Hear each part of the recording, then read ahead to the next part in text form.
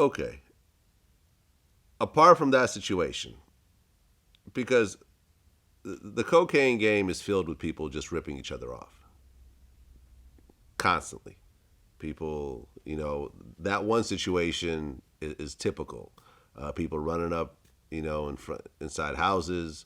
Like for example, I interviewed Az Faisan, who the Paid in Full movie was based on, and he detailed the whole situation of how they kidnapped him and shot him in the back of the head, trying to get a stash. That day, I was playing ball on the east side, and we was playing these cats for like $5,000. We lost the first game. We ran it back. We won the second game. They wanted to play again, but I was like, man, fuck it. I don't feel like playing no more because it became argumentative, like, well, stupid shit. So we didn't play. We walked from the east side to our location, 132nd Street, where we be at. My man Sherman was like, yo, fam, we've been dry all day, so I had to shoot to the Bronx to where the drugs was at, which I didn't have much left. That was like, a little bit, maybe like about half a bird left. Mm-hmm. And I went from 132nd Street to the Bronx to my aunt's house. And when we walked into the situation, these cats was already up there. They had them in an apartment. And we walked into it, you feel me? And they snatched me in the living room, threw me on the floor, opened up the safe, smacked me with the gun. And one thing led to the next, man. They wound up shooting me in the head and shit. Yeah. This is just a typical day in the life of selling drugs. Yeah. Apart from the shooting situation, what do you think was some of the worst shit that you were going through during that time? Going through at that time? Well, around that time. I don't know. I mean, it's always about the get back, yo. Like you mentioned AZ, but when you mention that film, man, when he sit there and say, man, this shit is in me, like I had that shit in me. Like I felt like I was born to do this. Like this is my thing. This is what was in my head. So I'm always grinding. Like a setback, okay, we got to get back.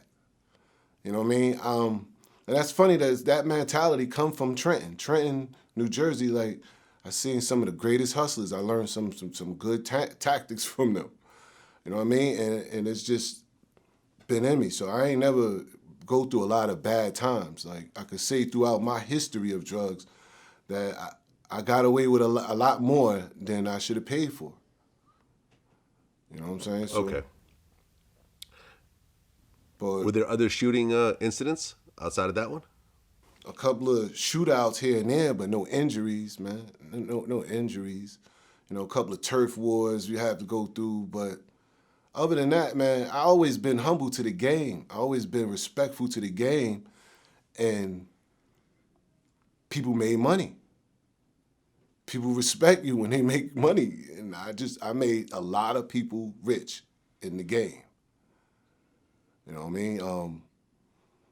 It's sad to say that the game ain't gonna love you back because them same people that I made rich are the same people that was on the stand telling on me. So that's why I said the game ain't gonna love you back. Well, you said, thankfully, I never had to kill anyone. Although now I realize we were killing people slowly with the drugs. We just wanted money, clothes, jewelry, cars, a way up. When you look at True. Your own sisters were hooked on crack, I guess. That's as close to home as you could get. And did you ever sell to your sisters? Nah. Yeah. But did they steal from me? Yeah. You know what I'm saying? Yeah. You know what I'm saying? You kind of have this thing in your head, well, I'm taking this out of state and I'm selling all this down out of state, all these drugs. But meanwhile, right there in your home front, somebody's selling your family drugs. So it's definitely, it has a 360 effect when you start to look at it. I remember the state's attorney that's trying to put me away for the rest of my life sit there and tell me, yo, do you understand the impact on what it does on the community? You know what I'm saying? It took me many years to realize what she was saying, but the whole time I'm sitting there like, yo, why is she trying to kill me? You know what I'm saying? I ain't kill nobody. You know what I'm saying? I'm not really grasping on what she really saying. You know what I'm saying? But it's a deeper situation than that, than just them saying that, because I ain't the one who flew it here, and, you know, it just gets more politics.